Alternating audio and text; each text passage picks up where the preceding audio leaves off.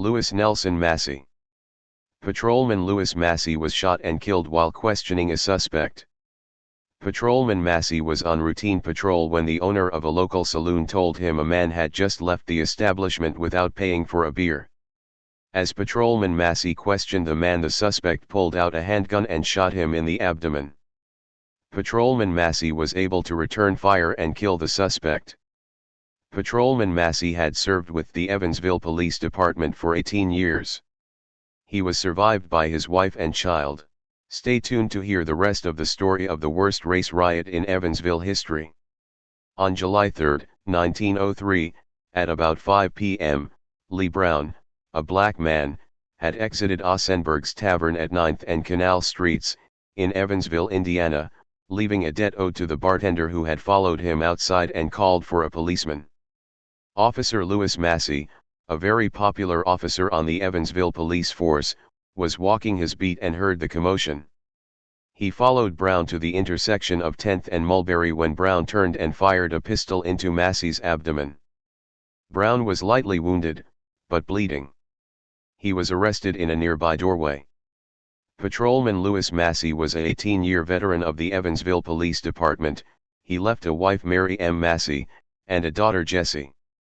It only took 3 days for the citizens of Evansville to reach a fever pitch about a black man killing one of their beloved police officers. By July 6, a mob of several thousand citizens, mostly all white, formed outside the Vanderburgh County Jail where the mob thought Brown was being held at. However, Brown had been secretly taken to Vincennes to be held in the New Knox County Jail. The mob attempted to storm the jail with the intention of lynching Brown and 16 other black inmates. Around 200 militiamen opened fire on the mob, and 6 are killed in a fatal attempt of the mob to break into the Evansville jail. Sheriff's posse and militia compelled to fire upon the mob with death-dealing result, about 20 persons wounded. The dead, Hazel Allman, a 15-year-old girl, shot in the chest by a shotgun blast, setting in their buggy with her father and mother, Erule, age 23, a labor shot in the body and head, died instantly. August Jordan, age 21, a musician, rifle round through the heart. Ed Schiffman, age 23, a painter, top of his head blown off by a round from a Springfield rifle. Joseph Peck, middle-aged, brains shot out. Robert W. Bach, 24, originally thought to be H.E. Johnson, shot in the head, died instantly. On the sidewalk of Court Place, Fred Kapler, 18, shot through the breast. Frank Lamble, 23, stove molder. John Barnett, shot in the lungs. Ben Hoffman, face shot off by a shotgun. Jacob Beck, a barber, injured or dead soldier. Sergeant George Cohn, Private William Reese, Private Melvin Jacques, Private Jane U.S. The scene must have been horrific. Evansville, July 7, 1 a.m., the rioting in Evansville reached a climax tonight when 6 members of a mob were shot and instantly killed, and 22 were wounded. The dreadful affair was the result of an attempt on the part of the mob to gain entrance to the jail, with the intention of lynching Lee Brown, whom they insist is still in the jail in the city, although the sheriff and his deputies have repeatedly told the people that the murderer had been taken away, and permitted a half-dozen committees of citizens to search the jail, to convince them that the man is not there. Your correspondent was only 1 block away from the jail, when the mob made the fatal charge, and assisted the police in placing the dead and wounded in ambulances. The people are dreadfully excited, and many absolutely refuse to believe that the murderer has been taken to Vincennes. But few black citizens are to be seen on the streets tonight. Those who are not in hiding are fleeing from the city as fast as they can find conveyances. They are so desperate that they absolutely held up the crews of freight trains bound out of Evansville. Early in the evening, a gang of desperate black citizens shot and killed an L&N brakeman, who ordered them off the train. At this hour, 1 a.m., the situation is most intense, and the arrival of the Vincennes Company of Militia is anxiously awaited. Evansville, July 7, 2 a.m., as a result of the mob's attempt to break into the jail last night at 10:30 p.m., 4 men and 4 women were killed, and 9 were assembled, and more fighting is in progress. A number of blacks have been reported in different parts of the city. Leo Brown, alias Bob Lee the Evansville Black, who murdered Patrolman Lewis N. Massey, in Evansville Friday night, the particulars of which tragedy were published, exclusively in the Commercial Saturday morning, was brought to the city by Police Captain Covey Sunday morning, and placed in the fine New Knox County Jail for safekeeping, as his terrible crime had stirred up the citizens of Evansville, to that extent that he would have been mobbed, had he been left at Evansville. Brown, as stated in the Commercial Saturday, was shot in the breast by Patrolman Massey, after he later had been mortally wounded, and it is the opinion of the physicians of the city who visited the murderer, in the jail Sunday and Monday, that the man is mortally wounded, and that his death is only a question of a few hours. Dr. L. M. Beckus, who has charge of the wounded man, is of the opinion that he cannot possibly live over 2 days longer, and may die sooner. The ball entered the breast, and passed just under and a little to the left of the heart. The location of the wound caused the physicians to wonder that the ball did not pass straight through the heart, but the indications are that he was in a crouching position when the ball struck him. The prisoner Lee Brown occupies a cell on the second floor of the New Knox County Jail, and is suffering dreadfully from his wound.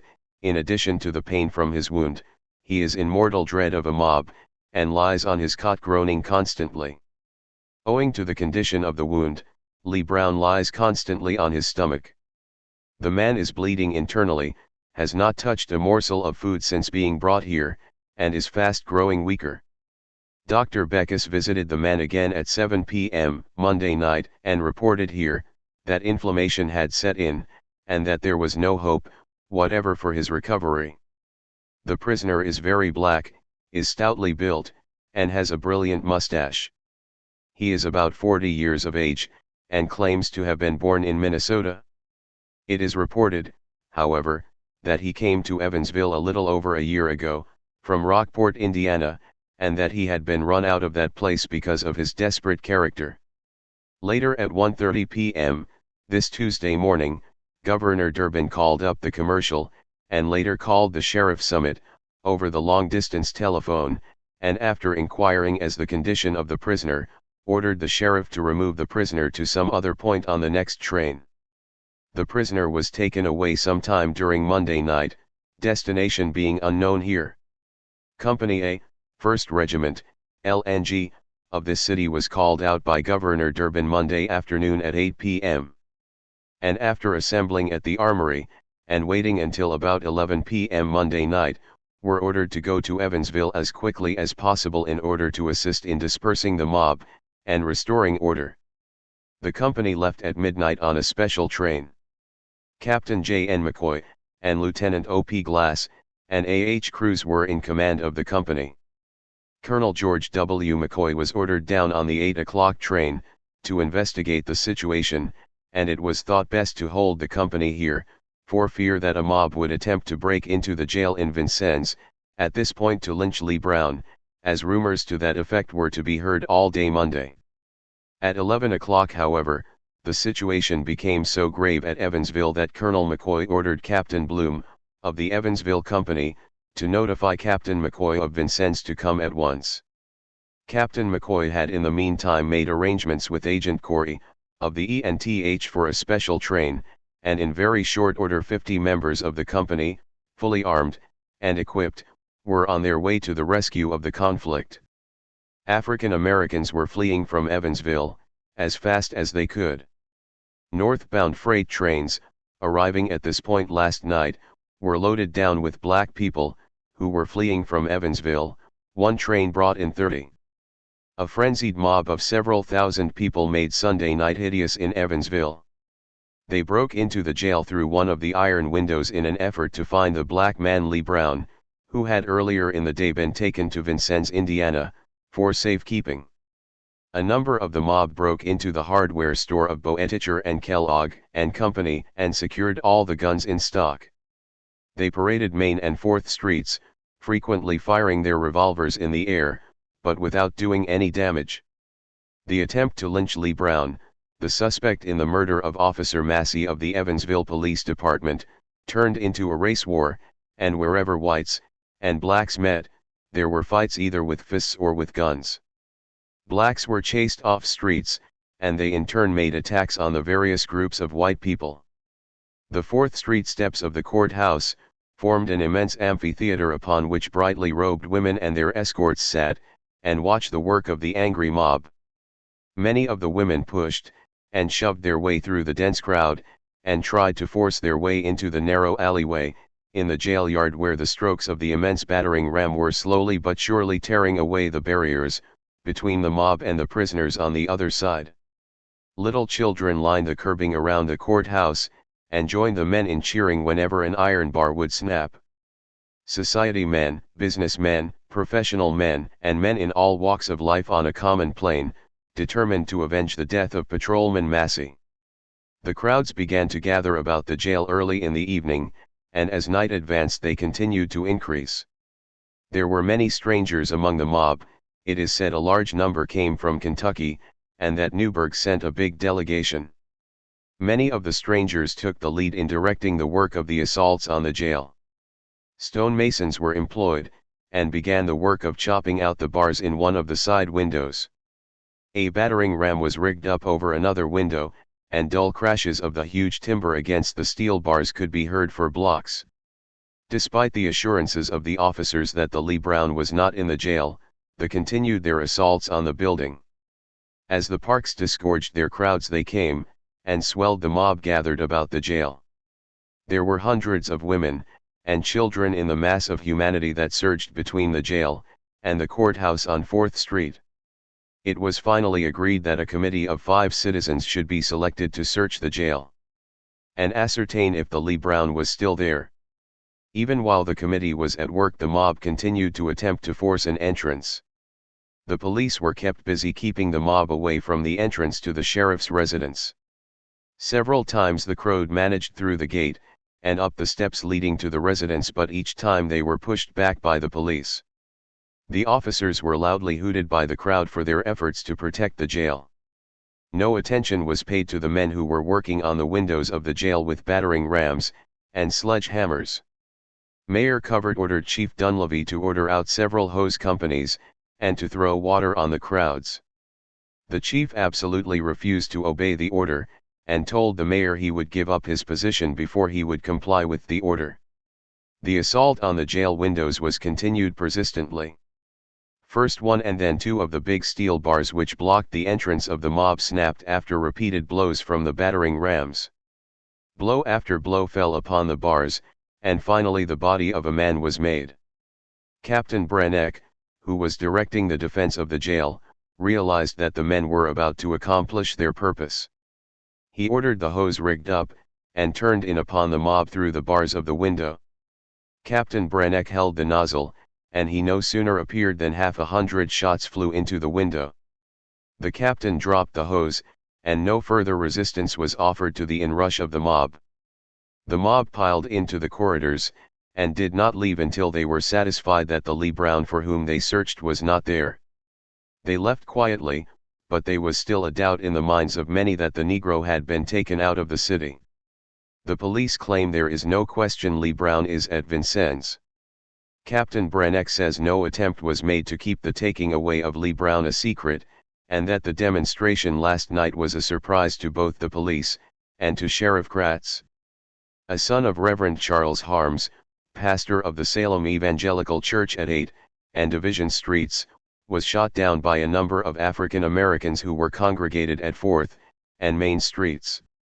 Dr. J. H. Willis attended him. Late Sunday night, while Mr. and Mrs. Paul Morgan and Mrs. Praserab were seated on their porch, corner of 3rd and Chestnut Streets, 2 African Americans passed up 3rd Street. One of them made a remark. "There are some damn white folks." And with this both of them drew their revolvers and fired shots. One of the bullets came within an inch of striking Mrs. Robb. Race feeling is at high pitch. Evansville, Indiana, July 6, 8 p.m. The situation here today was rather intense as the city was practically in the hands of a desperate mob, and race feeling continues as a high pitch. The mayor has issued a proclamation calling upon all good citizens to assist in restoring and maintaining order, and warning the people that the condition of the anarchy and lawlessness that prevailed Sunday night was a disgrace to civilized people, and a repetition of its scandalous proceedings would not be tolerated. The proclamation also ordered all saloons closed at 6 p.m., warned the people from congregating on the street corners, and instructed the chief of police to swear in a special force of 5,500 men to restore peace if possible. He ordered arms or talking in a loud, boisterous or incendiary manner. Among other things, the grand jury returned an indictment against Robert Lee, alias Lee Brown, for the murder of Patrolman Lewis Massey, on the premise he will not be brought back to Evansville at present. During the day, the colored ministers of the city met with officials in an effort to suppress further cut breaks. Company E of the National Guard have been under arms since midnight, awaiting further orders from the sheriff. As a result of last night's lawlessness, one white person is positively known to be wounded, and others, white and blacks, are reported to have been wounded. 2 black saloons were ransacked, and riddled with shot, and every gun store in the city was robbed, the loss approximately $6,000. Evansville, Indiana, July 6 at 1 a.m. This morning, the city is in the hands of a mob. Troops have been ordered out by the governor to protect the jail, which is surrounded by 2,000 men. 2 black men have been killed in the riot, which is rampant. The crowd about the jail is shouting death to all blacks. The murderer has been secretly removed to Vincennes, but the mob refuses to believe it, and is trying to tear down the jail. Stonemasons in the mob are chiseling out the bars of the windows, and a battering ram is being used. A white boy named Logan has been shot by a black man. An unknown black woman has been killed, and several blacks have been injured. A number of blacks armed with Winchesters are marching through the streets, threatening to kill all white people. They had just broken into a hardware store, and secured all the arms and ammunition. 3 businessmen have just been fired on, and are now organized and arming a party to exterminate the blacks. At 1:30 a.m. this morning, the militia has been ordered out, and within the hour will be at the jail. A telegram has been received by Captain Bloom of Company F, to get the men together as quickly as possible and to protect the prisoners at the jail at all hazards.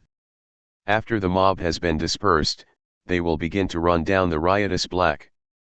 Almost every hardware stores in the city has been broken into by the citizens, and not a man can be seen on the streets who is not armed. Robert Lee, alias Lee Brown, dead. The prime cause of the recent riot at Evansville, Indiana, has succumbed to his wounds. Jeffersonville, Indiana, July 31, Robert Lee, who shot policeman Lewis Massey at Evansville, July 3, and started the riot that resulted in the death and injury of many citizens, died here in prison Friday, from the effects of a wound in the lungs caused by a bullet fired by Massey. Lee's wife was killed by a train a few days after the riot. Rumor had it that she had committed suicide.